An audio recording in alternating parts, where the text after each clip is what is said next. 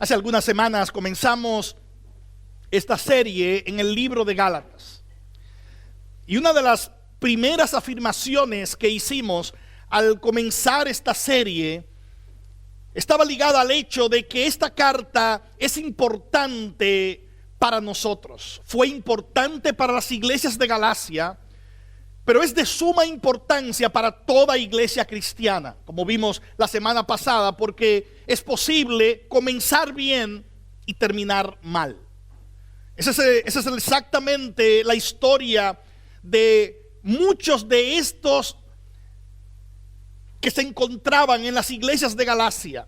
Pablo dice que ellos comenzaron por el Espíritu y en un momento iban terminando en la carne. ¿Cómo pasó eso? Algunos falsos maestros, específicamente judaizantes, vinieron delante de ellos con un mensaje herético, con un mensaje nocivo, con un mensaje que es veneno espiritual. Y es ese mensaje que es veneno espiritual es que Cristo no es suficiente y que para ser salvos ellos necesitaban añadir otras cosas. De manera muy específica, ellos necesitaban cumplir las obras de la ley para ellos poder ser salvos. Yo creo que hemos tenido varias personas en la historia de la iglesia que han podido definir con bastante precisión de qué se trata el peligro del legalismo y cómo el legalismo invierte la obra gloriosa de gracia que el Señor proclama a través del Evangelio. Hermanos, antes de poder dar algún paso para hablar de por qué el legalismo es terrible y se opone a la fe cristiana, déjenme dar un paso de bebé primero, y es déjenme definir lo que es el legalismo. Hay tantos que han hecho eso. El teólogo sistemático Millard Erickson, él define legalismo como un seguimiento esclavo de la ley, creyendo que por ello conseguiremos un mérito. Dice Erickson, también esto implica una negativa a ir más allá de los requisitos formales o literales de la ley. Y me encanta porque Millard Erickson, este teólogo, él dice: el legalismo es ineficaz porque ignora dos hechos. Ignora primero que nunca superamos la necesidad de gracia, y segundo, ignora que la esencia de la ley es el amor.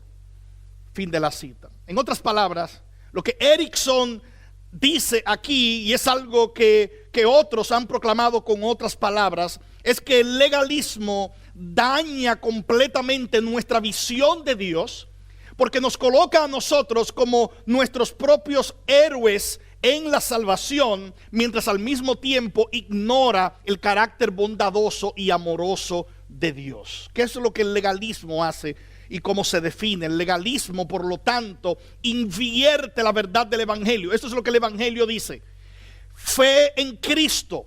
Cuando crees en Cristo, Jesús dice, Juan capítulo 3, tienes vida eterna. No importa lo que hayas hecho en tu pasado, no importa la condición en la que te encontrabas o te encuentras cuando tomas esa decisión, si tú te rindes, como cantábamos, si te rindes a Cristo, reconoces tu pecado y dices: Señor, yo dejo de confiar en mis propias fuerzas, yo dejo de confiar en mis propias ideas, yo dejo de confiar en cualquier obra humana o en cualquier pseudo salvador humano para confiar en ti. Jesús dijo lo siguiente, se lo dijo a Nicodemo, uno de los maestros de la ley. Jesús le dijo: de tal manera amó Dios al mundo que ha dado a su Hijo unigénito, para que todo aquel que en él cree no se pierda, sino que tenga vida eterna. Versículo 17 dice: el que cree tiene vida eterna. ¿Se dan cuenta? Jesús declara: este es el Evangelio, esa es la proclamación de las buenas noticias de Dios. No importa cómo te encuentras, si estás perdido, Cristo puede darte vida eterna. ¿Cómo Cristo da vida eterna? Cuando crees en Él como tu único y suficiente Salvador. En otras palabras, eso es lo que el cristianismo proclama. Fe en Cristo produce, hermanos, como resultado lo que Cristo da por gracia. Cuando crees en Cristo eres salvo. Eso es lo que proclama el Evangelio. Cuando crees en Cristo, cuando pones tu fe en Cristo, eres salvo. Y como eres salvo, ahora comienzas a obedecer al Señor Jesucristo, comienzas a obedecer lo que Dios ha mandado. ¿Se dan cuenta la ecuación? Pongo mi fe en Cristo, soy salvo. Y ahora comienzo a obedecerle, porque la salvación incluye que Él me ha dado el Espíritu Santo, y ahora yo comienzo a caminar por Él y para Él, y ahora yo quiero agradarle, yo quiero obedecerle, no para que Él me salve, sino porque Él ya me salvó. ¿Están conmigo? ¿Qué hace el legalismo? El legalismo cambia la ecuación. El legalismo dice lo siguiente, y así entró a esta iglesia de Galacia. El legalismo proclamaba: necesitas creer en Cristo y una vez tú creas en Cristo, debe producirse otra cosa. Tienes que obedecer la ley, tienes que obedecer la ley moral de Dios, y si puedes combinar eso, entonces eres salvo. ¿Se dan cuenta? El evangelio: crees, eres salvo y ahora obedeces. El legalismo: crees, obedeces y ahora eres salvo. Parece semejante, no es lo mismo, porque en ese mensaje oculto lo que se incluía era lo siguiente: Cristo no es suficiente. Eso es lo que esa herejía proclama. Cristo no es suficiente para salvar. Necesitas a Cristo y te necesitas a ti. Y ahora tú puedes decir: bueno, vamos a ver cómo me va. Y delante de Dios. Es una herejía que se introdujo en esta iglesia, se llama legalismo. Por eso hemos llamado a esta serie Solo Cristo.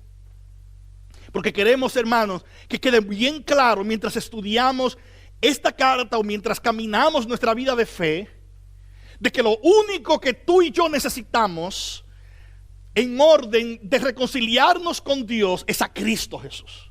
Solo Cristo, más nada. Solo Cristo. Añadirle algo a Cristo es robarle a Cristo la gloria y la suficiencia en su poder para Él salvar a pecadores como nosotros. De hecho, Pablo escribió a los corintios, otras iglesias que plantó en Corinto. Él escribió a ese grupo de creyentes y les dijo lo siguiente: esta es la razón por la que Cristo no comparte su obra salvífica ni con nosotros ni con lo que nosotros podemos hacer. La razón es esta: para que nosotros no tengamos nada de qué jactarnos, y al final, cuando miremos nuestra salvación, sabemos que no hay nada allí, ni un ápice que yo puse. Todo lo puso Cristo, y si todo lo hizo Cristo, Él es el único que merece la gloria en todo lo que nosotros hacemos. Hermanos, ¿cuál es la idea central de este pasaje? La idea central de este pasaje quiero que quede grabada en nuestros corazones, porque es exactamente lo que Pablo, quien escribió a esta iglesia que comenzó bien, pero que había comenzado a apartarse del que los llamó por la gracia para seguir un evangelio diferente, para seguir otra doctrina. Aquí, hermanos, la idea central es esta: los creyentes rechazan el legalismo al reconocer que éste se opone a la fe en Cristo. Es tan sencilla la idea central que debe quedar grabada en nuestros corazones. ¿Eres un creyente? Los creyentes rechazan el legalismo al reconocer que éste se opone a la fe en Cristo. ¿Por qué falla el legalismo? El legalismo falla porque enfrenta la fe en el único Salvador. El legalismo distorsiona la fe en Cristo. ¿Por qué? Déjenme darle 5 razones en esta mañana de por qué el legalismo se opone a la fe en Cristo. Pablo utiliza varias maneras de explicar esto. La primera es esta: el legalismo se opone a la fe en Cristo porque pierde de vista la historicidad de nuestra fe. Versículos 6 y 7. El legalismo pierde de vista la historicidad de nuestra fe. Versículos 8 y 9. El legalismo pierde de vista la universalidad de nuestra fe.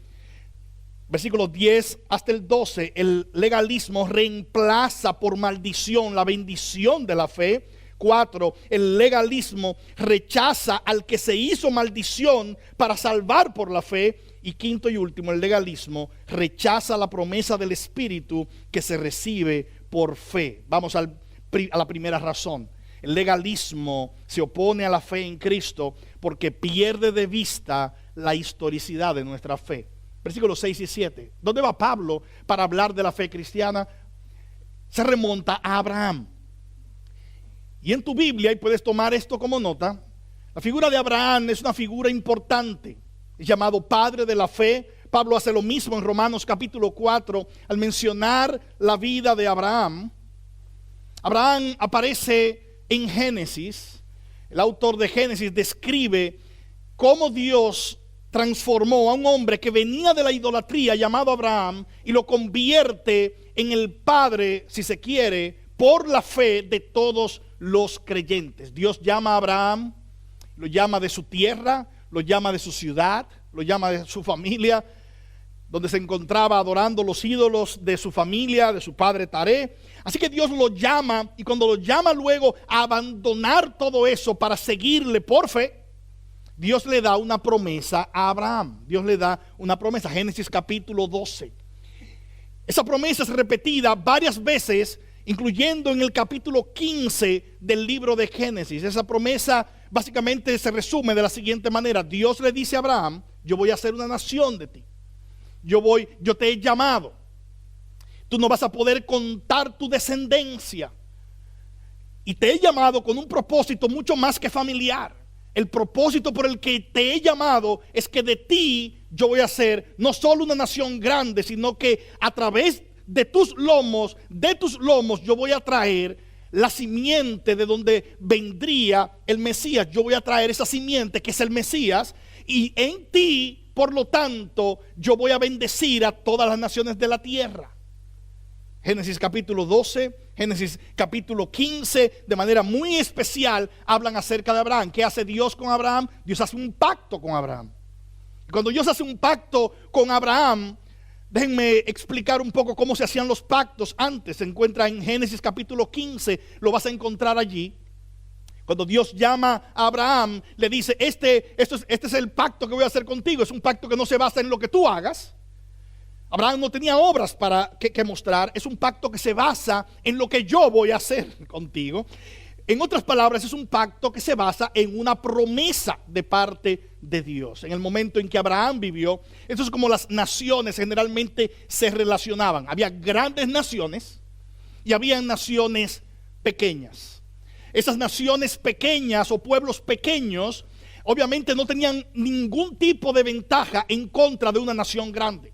Así que por lo normal, en ese momento, la manera de conquistar un pueblo, la manera de estar en paz, eran a través de un pacto.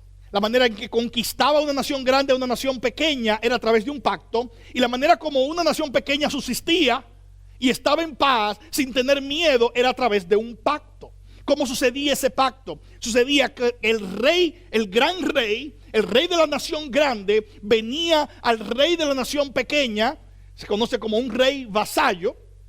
Venía a la nación pequeña y entonces él le decía: mira, yo puedo destruir tu nación. Yo puedo esclavizar a todo tu pueblo, y ahora ustedes serían parte de nuestro pueblo. Pero eso no sucedería si tú estás de acuerdo en hacer estas estipulaciones, y nosotros a cambio de eso no vamos a destruirlos. ¿Aceptas? Bueno, si no aceptas, te vamos a destruir. Y era básicamente una oferta a la cual toda nación pequeña tenía que aceptar. Pero a veces era al revés. A veces la nación pequeña sabía que había un reino grande o un rey que estaba conquistando, y venía delante de ese rey y le decía: antes de que pase cualquier cosa, vamos a hacer cosas por ti, vamos a pagarte impuestos, vamos a pagar tributo, vamos a entregarte personas para que trabajen, vamos a entregar lo que tú quieras, pero no nos destruya. Ese pacto era un pacto de obras. Era un pacto: nosotros vamos a hacer, y entonces ustedes nos perdonan.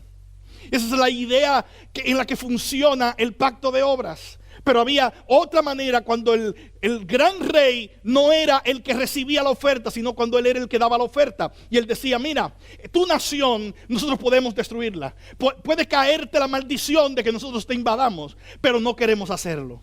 Queremos realmente mostrarte algún tipo de favor. O a veces un general de esa nación grande se plantaba en un área, y como de alguna manera el rey quería hacerle bien, le decía: mira, lo que yo voy a hacer, no tienen que hacer nada. Simplemente yo te voy a dar esta promesa, nadie te va a hacer daño porque nosotros te vamos a proteger. ¿Cómo se cerraban los pactos? Si has comprado una casa últimamente, si has vendido un vehículo últimamente, eso es un acuerdo. ¿Cómo firmamos los acuerdos? Bueno, tomamos una firma y cuando ponemos nuestra firma estamos diciendo hay un acuerdo. Y el acuerdo es, yo te doy la casa, tú la compras y entonces es un intercambio y al final firmamos. Así no era que se hacían los pactos en la antigüedad. ¿Cómo se hacían los pactos en la antigüedad? Realmente los historiadores nos ayudan con eso. La manera como un pacto se cerraba, sobre todo de una nación grande y una nación pequeña, era que el gran rey le decía al rey de la nación pequeña: trae un cordero, trae un animal, trae un becerro y pártelo en pedazos. Y él entonces partía ese animal en pedazos. De hecho, la manera de las escrituras hablar de pacto, las palabras que utilizan en el lenguaje original son cortó un pacto. ¿Por qué? Porque la manera de cerrar un pacto era cortando un animal en pedazos.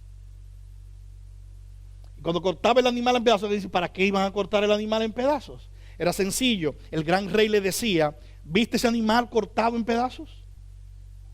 Eso es lo que a ti te va a pasar si tú rompes el pacto. Que Dios te bendiga.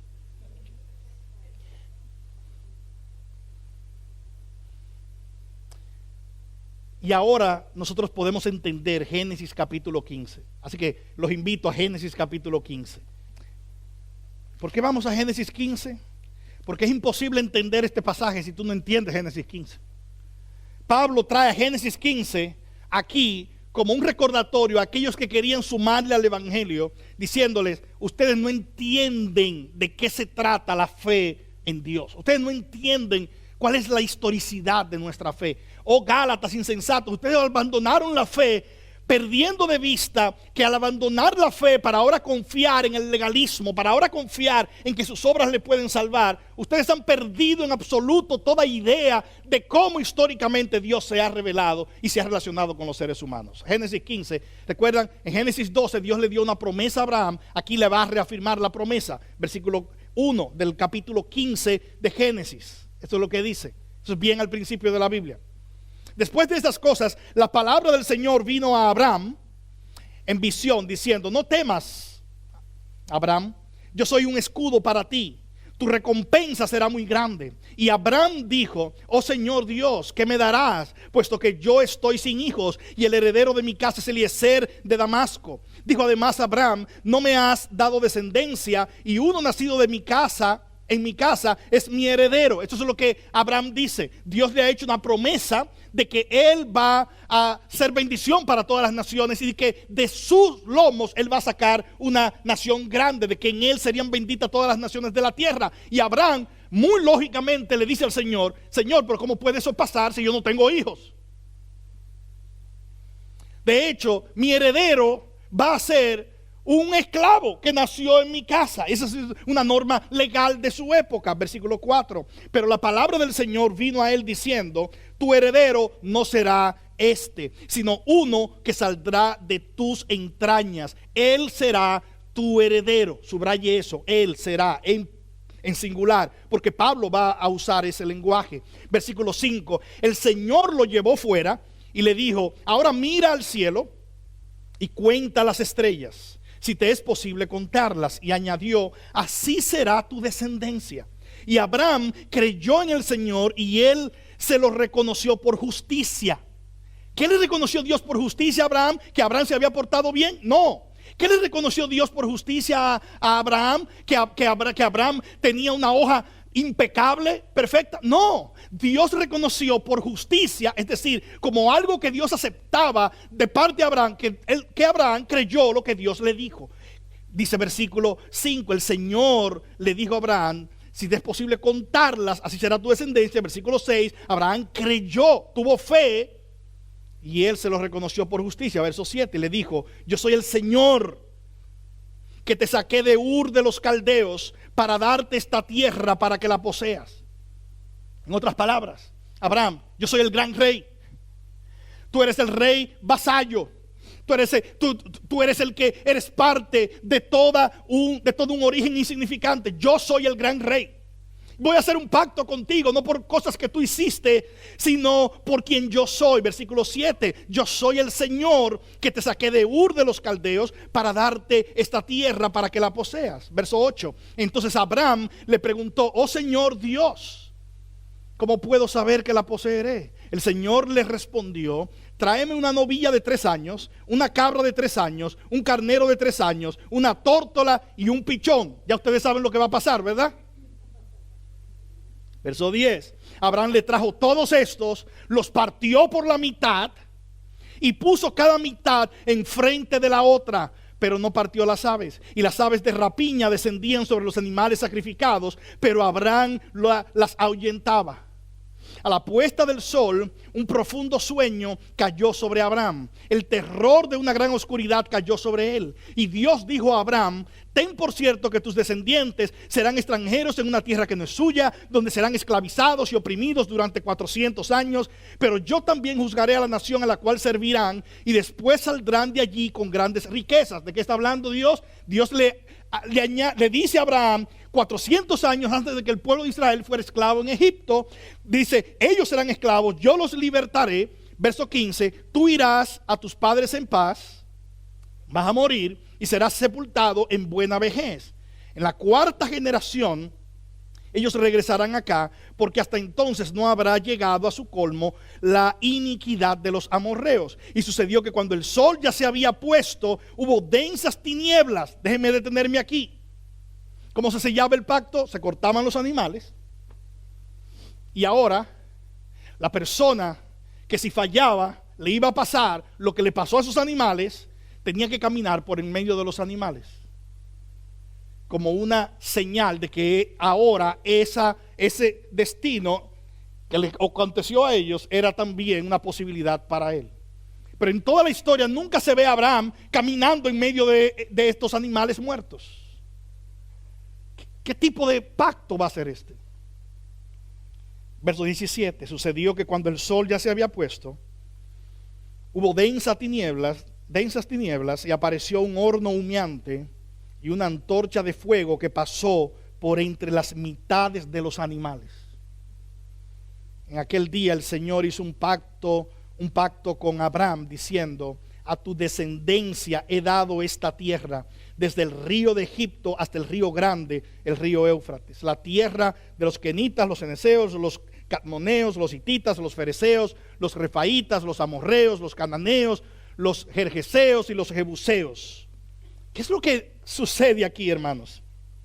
Lo que sucede aquí es que en vez de Abraham pasar por en medio de los animales que están allí para decir, este es el destino del que rompe el pacto, el autor bíblico nos dice que ocurre algo sorprendente. Y es que en la oscuridad de la noche, carbones encendidos como señal de la presencia de Dios, una luz en medio de esa oscuridad, señal de la presencia de Dios, es la que camina por en medio de cada uno de esos animales que han sido colocados allí. ¿Qué está diciendo Dios? Yo te estoy haciendo un bien y es por gracia. Abraham, yo sé que tú eres un pecador. Yo sé que tú tienes todo en ti como para romper mi pacto. Pero por tu pecado, tú no serás el que será quebrantado por la eternidad para ser libre de tu pecado. Yo caminaré y tomaré la consecuencia de tu pecado, porque este pacto es un pacto de gracia. Es un pacto increíble donde el gran rey dice, yo voy a pagar las consecuencias de tu pecado o de tu fallo si tú haces eso. Porque este pacto no se basa en lo que tú hagas, sino que se basa en quien yo soy y en lo que te he prometido. Ahora volvamos a Gálatas y ahora podemos entender Gálatas capítulo 3 versículo 6. Pablo dice, así Abraham, Dios cambió el nombre de Abraham por Abraham. Dice, ¿quieren entender la fe cristiana? Déjenme hablarle del padre de la fe. Dice Pablo, así Abraham creyó a Dios y le fue contado como justicia. Lo acabamos de ver, Génesis 15:7. Por tanto, sepan que los que son de fe, estos son hijos de Abraham. En otras palabras, lo que Pablo está diciendo es, el legalismo dice, tu relación con Dios se basa en que el Señor se sacrificó por ti. El legalismo te dice, no es suficiente que el Señor se sacrificara por ti, tú también tienes que sacrificarte por Él si quieres ser salvo. Y Pablo dice, no, eso es contrario a la manera en que Dios se reveló a Abraham. Eso es contrario a la manera como Dios se reveló a aquel hombre de cuyos lomos vino la simiente, que es Cristo Jesús. Eso es negar la historicidad de nuestra fe, porque eso es hacer de nosotros los salvadores en este pacto. Y cuando Dios hizo este pacto con Abraham y prometió que vendría el Salvador, la promesa de Dios fue: yo voy a bendecir a judíos y a gentiles, no por sus obras, sino por la fe. Y como testimonio de Abraham está que tú, que simplemente creíste que eres imperfecto, que eres un pecador, yo te he tenido tu fe por justicia, como testimonio de que todos aquellos que han de tener reconciliación conmigo van a hacerlo a través de la fe y no a través de sus obras. Como testimonio está que yo camino en medio de los animales muertos, como testimonio de que la única manera de tener una reconciliación conmigo es cuando yo pongo el sacrificio. Cristo Jesús es ese sacrificio. Cristo Jesús es ese sacrificio. Y lo que Pablo está diciendo es, los legalistas están diciendo Cristo más nosotros somos los sacrificios, y Pablo dice, eso es negar la manera como Dios se ha relacionado con los pecadores. Los pecadores no tienen nada de valor que entregar a Dios para comprar su favor. Solo necesitamos gracia, porque es todo lo que nosotros podemos recibir. Gracia. ¿Cómo recibo la gracia? Por medio de la fe. Hermanos, cuando tú y yo creemos en Cristo, ¿qué es lo que estamos creyendo? Lo que estamos creyendo es esto: Señor, aun si tú me mataras, aun si tú me cortaras en pedazos, aun si tú me enviaras al infierno, Señor, haciendo esto simplemente sería justicia. Nunca yo podría comprar mi salvación. Señor, necesito tu gracia, porque yo creo que cuando tú te entregaste en la cruz del Calvario, tú pagaste por mi pecado. Porque yo creo por la fe, Señor. La fe es esto, hermanos. ¿Qué es lo que es la fe? La fe es unos brazos abiertos diciendo: Señor, no tengo nada, solo necesito tu gracia, porque no tengo nada. Por lo tanto, lo único que me puede salvar es la gracia bendita que viene de ti. ¿Qué es gracia? Es Dios dándonos lo que nosotros no merecemos. ¿Qué es gracia? Es Dios diciendo: tú no tienes nada, pero yo te lo doy todo en Cristo Jesús, por mi bondad y por mi amor. Los legalistas,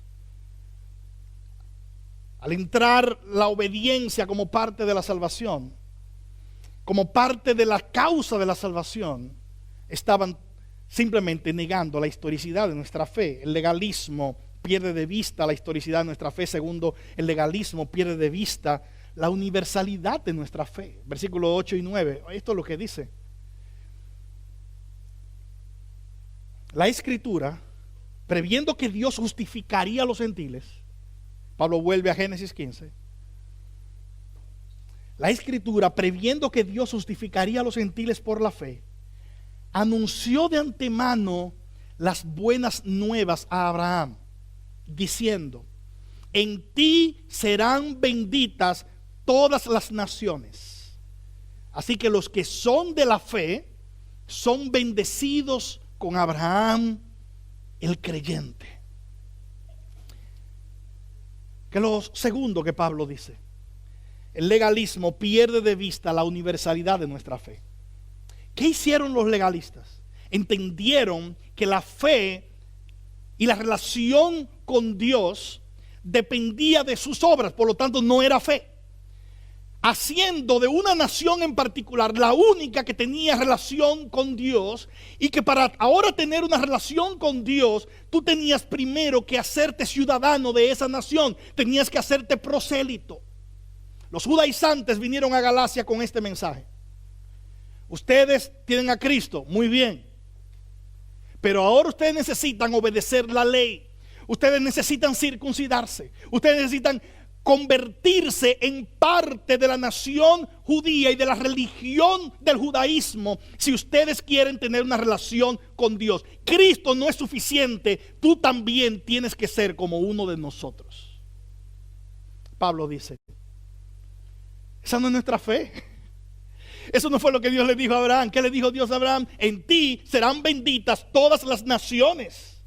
Dios, por medio del evangelio, salva a judíos, pero también salva a gentiles, porque la salvación no depende de a qué grupo étnico tú pertenezcas. La salvación no está ligada a una nación, está ligada a una persona, aquel que descendió de Abraham, llamado Jesucristo. Por lo tanto, no importa cuál es tu nacionalidad, no importa si tú eres cubano, venezolano, colombiano, si tú eres peruano, si eres chileno, si eres argentino, si eres dominicano, puertorriqueño, no importa si tú eres nicaragüense, si eres paraguayo, no importa si eres israelita, no importa si eres europeo, no importa de cuál es tu nacionalidad. Dios no acepta a las personas basadas en a qué nación ellos pertenecen. Él los acepta si ellos están en aquel que es aceptado, y ese es Cristo Jesús. Pablo dice, el legalismo hace trizas el evangelio, ataca el evangelio porque niega la universalidad de nuestra fe. La fe cristiana no es la fe en una deidad doméstica de una nación. La fe cristiana es una fe puesta en el Rey y Señor de todo el universo. Es una fe puesta en aquel que salva a personas de cualquier nación si ellos vienen a Cristo en arrepentimiento y fe. Hermanos, por eso no hay ninguno de nosotros que sea superior uno a otro por su nacionalidad. Tú y yo necesitamos la misma gracia.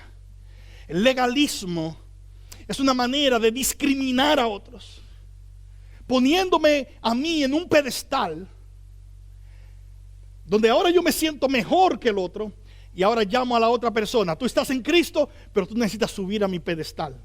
Tú necesitas hacer lo que yo hago. Tú necesitas pertenecer a lo que yo pertenezco. Tú necesitas tener la nacionalidad que yo tengo. Tú necesitas tener, y póngale usted el apellido, tú necesitas tener esto más Cristo como una manera de sentir superioridad frente a los demás. El evangelio es contrario a eso. La razón por la que tú y yo, hermanos, somos iguales delante de Dios, la razón por la que no importa si tú eres un nuevo creyente o eres un pastor, tú has sido lavado con la misma sangre que yo he sido lavado, tú has sido lavado con la sangre bendita de Cristo, es porque el evangelio proclama que la fe cristiana no depende de ti ni de mí, depende de la obra bendita de aquel que nos limpió con su preciosa sangre. El legalismo pierde la universalidad de nuestra fe.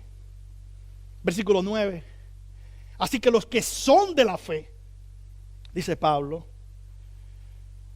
son bendecidos con Abraham, el creyente. En otras palabras, la fe cristiana no pierde de vista la historicidad de nuestra fe, porque entiende la promesa de Dios dada a Abraham. Cuando Dios le dijo a Abraham que en él serían benditas todas las familias de la tierra, todas las naciones de la tierra, Dios no le estaba hablando a Abraham de una sola nación. Dios le estaba hablando de la simiente en la cual serían benditas todas las naciones. Lo que Pablo está diciendo es, el cristianismo no es la festividad de una nación. El cristianismo es la celebración de un gran rey que, pagando el precio, salva a pecadores sin importar de donde ellos vengan. Lo hace por gracia y a través de la obra bendita de aquel que vivió la vida perfecta, que murió en la cruz del Calvario, que se levantó al tercer día y que ahora reina en medio de su pueblo, que está formado, como dice Apocalipsis, de personas de toda tribu, lengua, nación, para la gloria bendita de aquel que salva a pecadores de cualquier lugar. Tercera razón por la que el legalismo es opuesto a la fe cristiana, pues porque reemplaza por maldición la bendición de la fe. Reemplaza por maldición la bendición de la fe, versículo 10 hasta el 12. Pablo dice, porque, es una razón, por eso inicia diciendo porque todos los que son de las obras de la ley, y pongan atención, Pablo no está atacando la ley es santa, la ley es santísima. Dios le dio la ley a Moisés en el monte Sinaí, Dios le dio la ley moral, la ley declaraba quién es Dios, a quién debían adorar y cuáles cosas rompían la ley moral de Dios. ¿Cuál es el problema del legalismo? Que el legalismo malinterpretó y malinterpreta el propósito de la ley. El propósito de la ley nunca fue para traer vida, para traer salvación. El propósito de la ley fue para manifestar que estábamos muertos. ¿Se dan cuenta? Cuando tú vas a Éxodo, cuando tú vas a Levítico, cuando tú vas a Número, cuando tú lees en Deuteronomio y cuando tú ves todas las disposiciones del pacto, porque la ley no eran solo 10 mandamientos. Los 10 mandamientos resumen la ley moral de Dios, pero lo que Dios estaba diciéndole a este pueblo era lo siguiente: cuando tú mires todo lo que la ley dice, amarás al Señor tu Dios sobre todas las cosas, no mentirás, no adulterarás, no matarás, no cometerás falso testimonio. Cuando tú leas y veas todo eso, te tienes que dar cuenta de lo siguiente: si alguien rompe uno solo de esos mandamientos, ya violó toda la ley para siempre, por la eternidad, porque Dios es eterno y Él es el dador de la ley. La ley, por lo tanto, vino con esto en mente, no para que cuando tú miraras la ley, la miraras como un código y dijeras, oh, cuando yo cumpla con todo eso, ahora Dios me va a aceptar. No, la ley vino, dice Pablo de manera muy clara, para demostrar mi muerte y terminarme de rematar. Para mostrar un espejo de cuál era mi condición. Para que en el momento que yo dijera, yo no necesito a Dios para agradar a Dios, yo lo puedo hacer viviendo por mí mismo. Para que en el momento que yo tratara de acercarme a Dios diciendo, yo me he portado bien, yo nunca he fallado, yo no he robado, no he matado, no le hago daño a nadie, no estoy en vicios, Señor, no te necesito. La ley vino con esa intención de que ahora, cuando yo la viera, yo pudiera decir, espérate, estoy mal, yo necesito a alguien que intervenga delante de Dios por mí.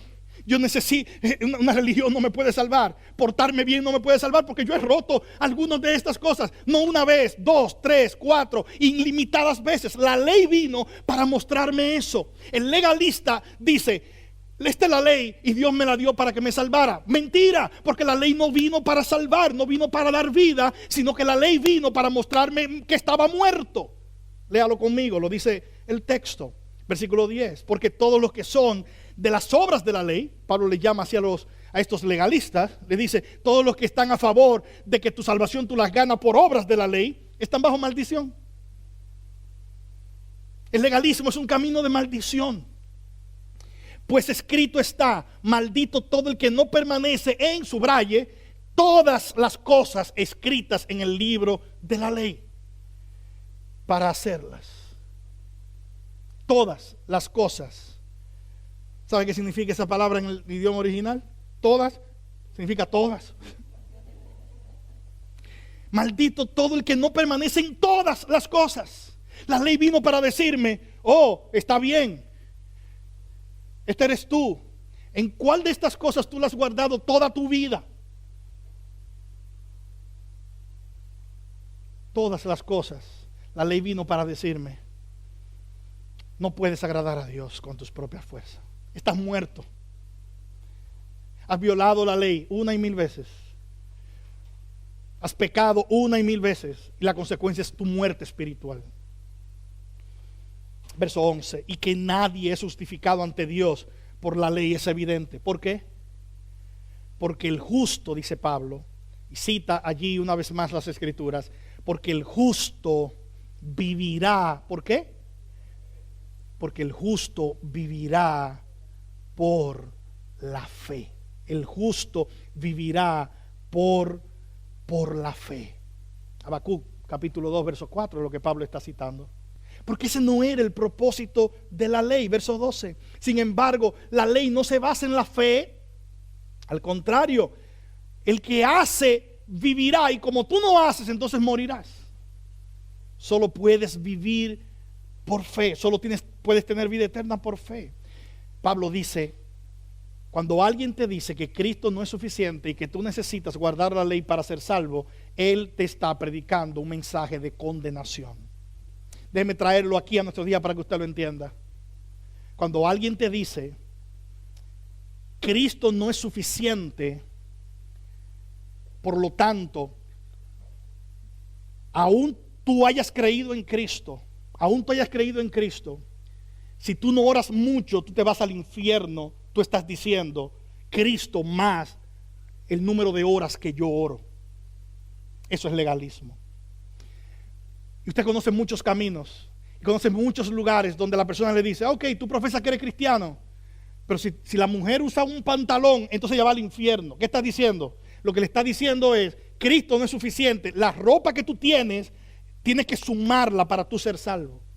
Cristo no es suficiente, tú tienes que hacer esto y póngale el nombre que usted quiera a lo otro. Cristo no es suficiente, más otra cosa, es un camino de maldición porque es un camino de muerte. Está sumándole a la obra de Cristo, está tratando de robarle gloria a Cristo para entonces colocar gloria sobre la persona. El Evangelio dice, solo Cristo, solo Cristo, solo Cristo. La única bendición que recibimos viene por la fe en Cristo Jesús. ¿Cómo lo hizo Cristo? 4. Lo hizo a través de algo que el legalismo rechaza. 4. La cuarta razón por la que el legalismo se opone a la fe en Cristo es esta. El legalismo rechaza al que se hizo maldición para salvar por la fe. Versículo 13. Cristo nos redimió de la maldición de la ley. ¿Qué quiere decir con esto? Cristo nos redimió de la maldición que supimos que pesaba sobre nosotros por la ley, habiéndose hecho maldición por nosotros.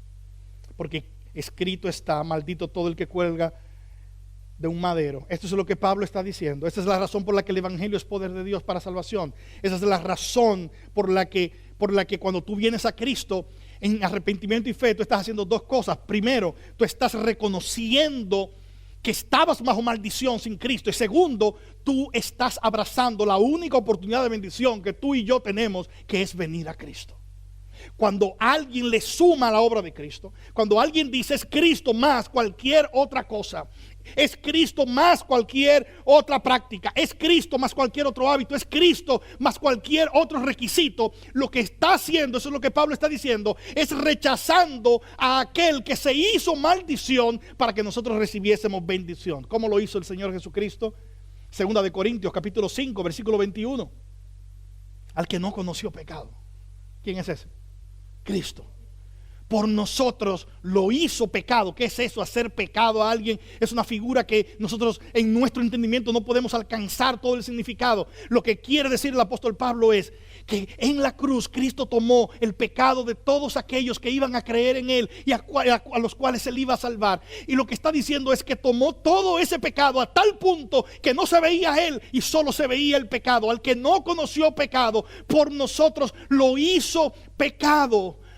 Cristo es el que nunca conoció pecado. Cristo es el que nunca pecó. Cristo es aquel que nunca ni por un microsegundo dejó de cumplir toda la ley. Ese que nunca dejó de cumplir toda la ley. Cristo es el único que cuando leyó la ley no lo condenó, sino que Él dijo, esto soy yo. Ese que nunca rompió la ley, Dios lo puso en la cruz del Calvario por pecadores como tú y como yo, que somos expertos rompiendo la ley, para que ahora por lo que Él hizo, Él asumió la maldición que nosotros merecíamos. Y al Él hacerlo, Él ha dicho, los que creen en mí tienen vida eterna. ¿Cómo tú puedes validar eso? ¿Cómo tú puedes validar eso? Porque voy no solo a la cruz, sino que voy a la tumba, y al tercer día me levantaré de entre los muertos como testimonio de que las palabras que les he dado, eso es lo que Cristo hizo, no son solo palabras, son la propia autoridad del Dios viviente que vence la muerte y puede declarar vida eterna a los que creen en Él. Ese es nuestro Salvador, aquel que se hizo maldición